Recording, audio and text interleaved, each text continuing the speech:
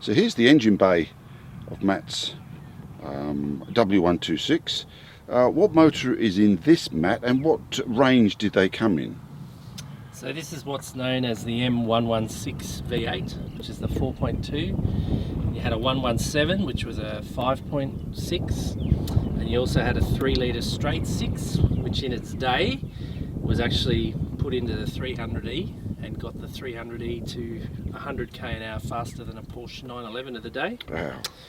That's the Series 2 models. The Series 1 models had a 2.8 twin cam straight 6.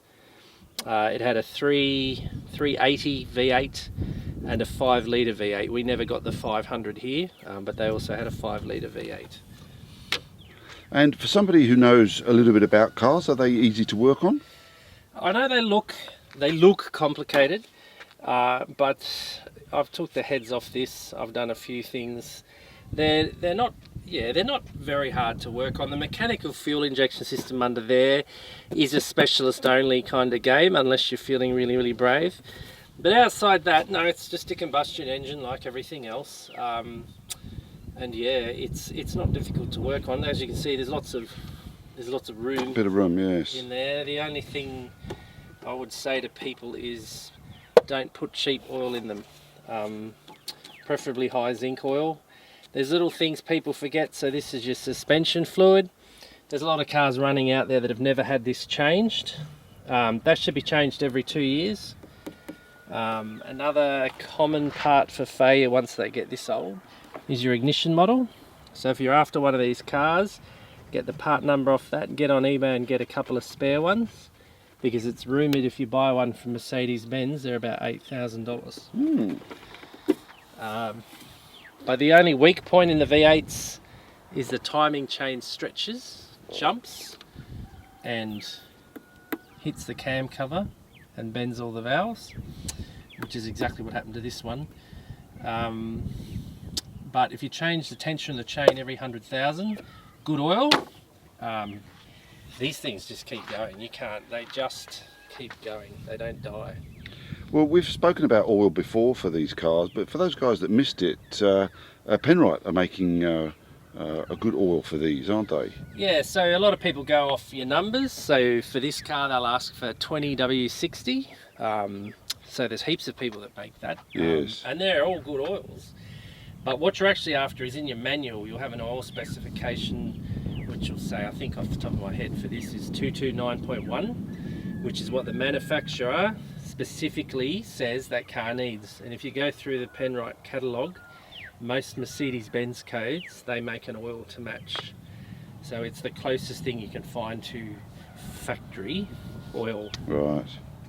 And that's all this one's run. If you have a look in here, the guy that bought it new ran it on Penrite. If you look at that camshaft, that camshaft's 420,000 kilometres old. You can see how clean that is in there. Oh my God, you see your reflection in that? Yep. That's terrific. So, and what are you changing oil every 6 months or X amount of 1,000 kilometres? Every 6 months or 5,000 kilometres. So on this car, it probably works out to be about every 3,000. A lot of people that buy them go, no, it's every 10.